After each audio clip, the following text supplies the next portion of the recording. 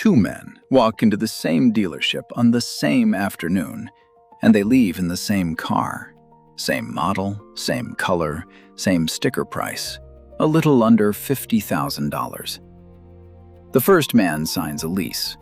3 years, roughly $619 a month, keys in his hand before dinner. The second man watches him do it and quietly feels a little superior, because he signs a loan instead. 69 months, about $770 a month.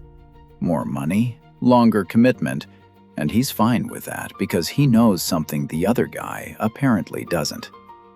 He's going to own his car. The other guy is just renting.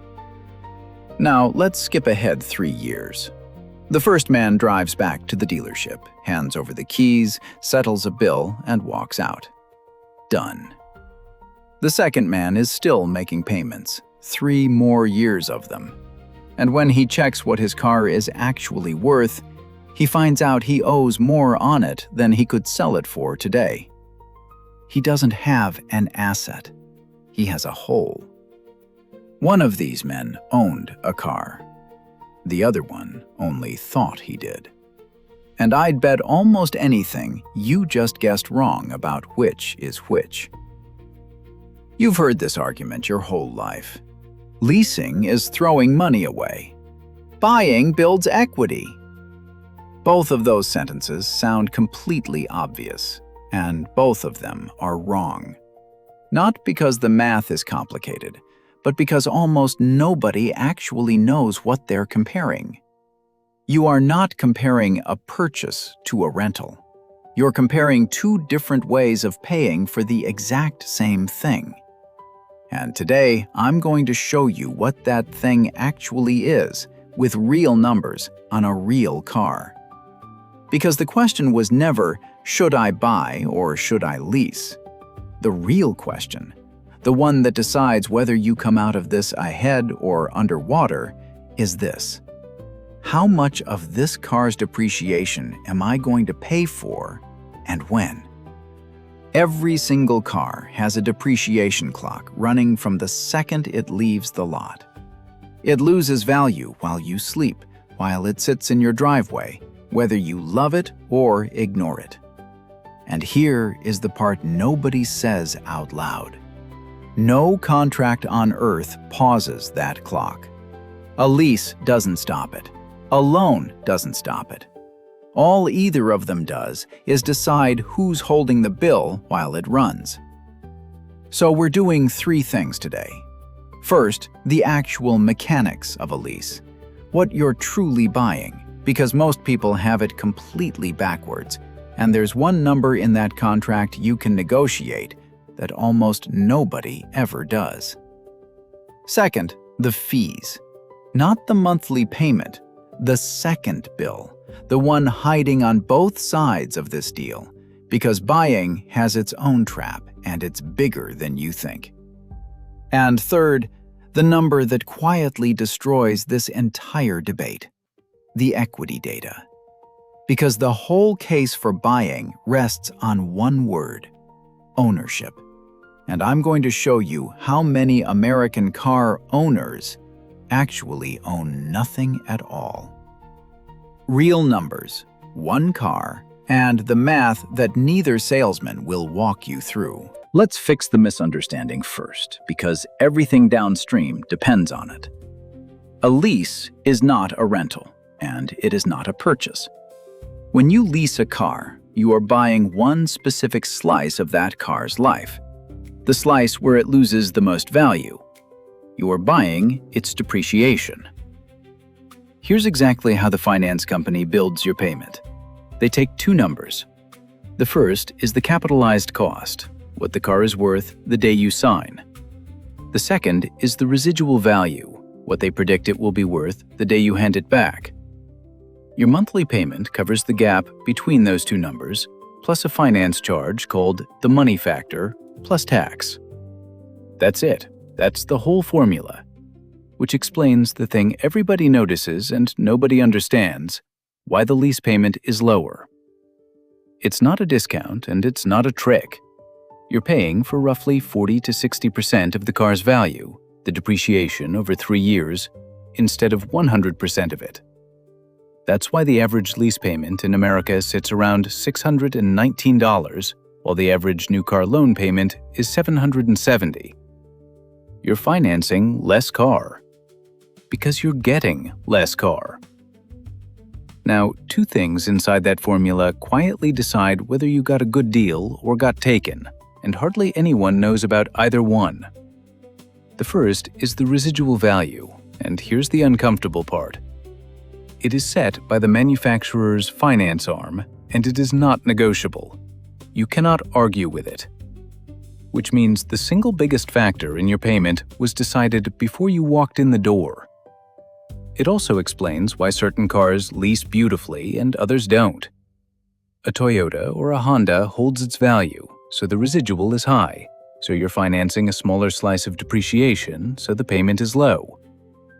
Certain luxury cars can shed 65 to 75% of their value over 5 years, and that collapse gets priced straight into your monthly bill. You are not really paying for the car. You're paying for how fast the market expects it to rot.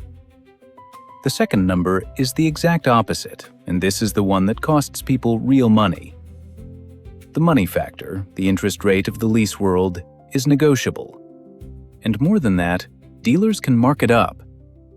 Two people can lease the identical car on the same day at the same dealership and pay completely different money factors for one reason only. One of them asked, and one of them didn't. If you take one practical thing from this video, take that. And one more, because it goes against everything you'll hear at that desk. Do not put a big down payment on a lease. If that car is stolen or totaled in month 2, the insurance pays the leasing company, and your down payment simply evaporates. Gap insurance does not refund it. Put down as close to nothing as they'll allow. So the lease payment is lower, and now you know why. Case closed. Buy the cheaper one, right?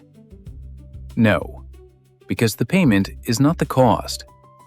Both of these contracts have a second bill attached to them, waiting quietly at the end, and neither salesman is going to walk you through it. Start with the lease side, because those fees are the most predictable and the most ignored. The moment you sign, there's an acquisition fee. The banks charge just for setting the lease up, $500 to $1,000. And here's the quiet cruelty of it. Dealers routinely roll that fee into the capitalized cost, which means it becomes part of the amount you're financing, which means you pay the money factor on top of it. You pay interest on a fee. Then, at the far end of the contract, the disposition fee, $300 to $500, charged when you hand the car back, purely for the privilege of them cleaning it and reselling it. Most lessors waive it if you lease or buy again from the same brand, which is exactly the point. It's an exit toll. Then, mileage. Every lease caps your miles, usually somewhere between 10 and 15,000 a year. Go over, and you owe 15 to 30 cents per mile. 5,000 miles over the cap, at 25 cents, is a $1,250 bill, due the day you return the car. And you should know how common that is. In one large set of lease returns, the average driver came back with 36,954 miles on a 36,000-mile cap. The average person goes over. The overage isn't the exception, it's the norm. And then, the one nobody prepares for, excess wear and tear. Anywhere from nothing to over $2,000. The leasing company sends its own inspector, using its own guidelines, not yours. A deep scratch might run $200 to $400, a cracked windshield, $300 to $600, a torn seat, $400 and up. And the part that really stings, you often don't find out the total until weeks after you've handed over the keys, at the exact moment you have zero leverage left. So leasing is a minefield. Buy instead, right? Not so fast, because the buyer's trap is bigger, it's just slower. The average new car loan in America now runs 69.5 months. That's almost 6 years. Among borrowers with weaker credit, it stretches past 75 months. The average interest rate on a new car is around 6.5%, and on a used car, over 11%. Finance a $50,000 car across 6 years, and you'll hand the lender thousands of dollars that never touch the car itself. And that's still just the loan. Add everything else it takes to keep a car alive: depreciation, insurance, fuel, maintenance, registration, taxes. And Kelley Blue Book puts the average 5-year cost of owning a new vehicle at $80,238. That's roughly 160% of the car's price. The sticker was never the cost, it was the deposit. But here's where every "just buy it, obviously" video stops. Right at the edge of the only argument that actually matters. Because the buyer has one thing the lessee will never have: equity, ownership, an asset at the end of it all. That is the entire case for buying, and on paper it is airtight. So I want you to look at that word very, very closely, because the data on what American car owners actually own is not remotely what you think it is. Before we get to that number, you need the right picture in your head, because this is where almost everyone reasons badly. Every car has a depreciation clock, and it starts the second the tires touch the street. A new car sheds 20 to 30% of its value in the first year alone, around 60% over 5. That clock runs while you sleep. It runs while the car sits in your driveway untouched. It does not care whether you signed a lease, signed a loan, or paid cash. Nothing pauses it. So the only thing either contract actually decides is who is holding the bill while it runs, and for which stretch of it. The lessee pays for the steepest, most expensive years of that clock, then walks away before it slows down. The buyer pays for the whole clock, including those same brutal early years, but keeps whatever is left when it finally slows. That's the entire difference. Two people renting time on the same falling asset on different schedules. Which brings us to the mistake almost everyone makes: comparing monthly payments. 619 against 770. Lease looks cheaper. Decision made. That comparison is worthless, and here's the proof. Take a $55,000 car. At the 3-year mark, the person who leased has paid roughly $35,260 out of pocket. The person who financed has paid about $40,312. The lease won by $5,000. Except the buyer is now sitting on roughly $11,500 in equity, a car he can sell, and the lessee has an empty driveway and a set of returned keys. Run it forward to year 6, and the gap doesn't just close, it flips hard, because the buyer's payments end and the lessee's never do. That's the part that breaks the whole comparison. If the lessee signs a new lease in month 37, and most do because that's the entire design, those payments don't stop. Ever.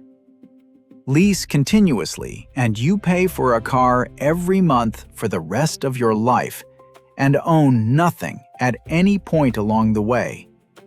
Which is why the cheapest monthly payment and the cheapest way to actually get around are almost never the same number. So let me be genuinely fair here, because there are real conditions where each one wins.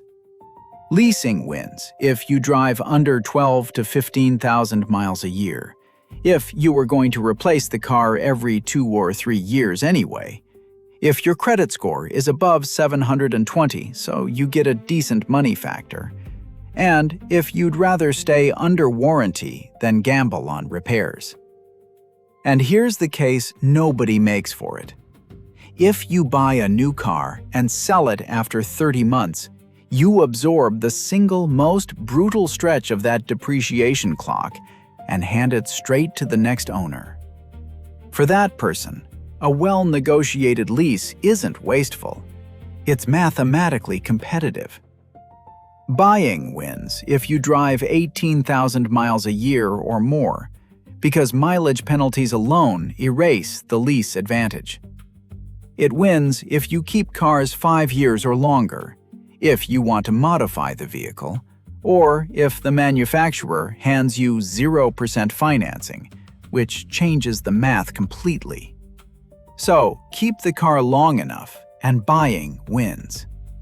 That's the argument, and on paper, it holds.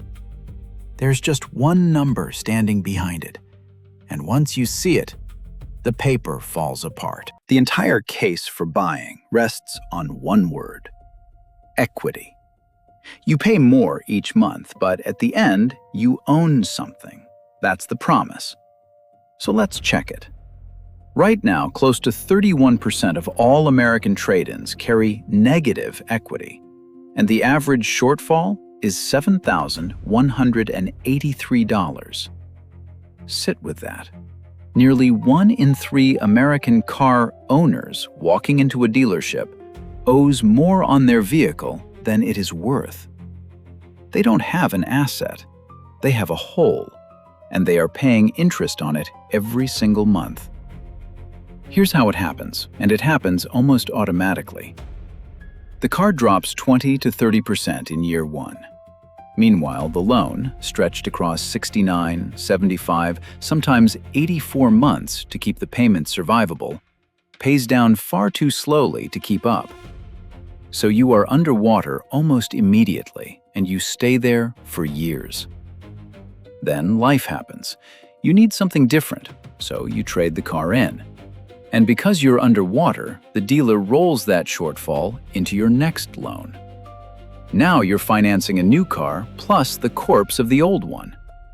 Buyers who do that end up with an average payment around $932 a month. Do it twice, and the hole starts compounding. Now look at what that person actually has. They're making payments on a car they don't truly own. They're locked into a 6-year contract they can't exit without eating a loss. They have no asset at the end. In fact, they have a debt that follows them into the next car, and they're paying more per month than the guy who leased. That is not buying. That is a lease.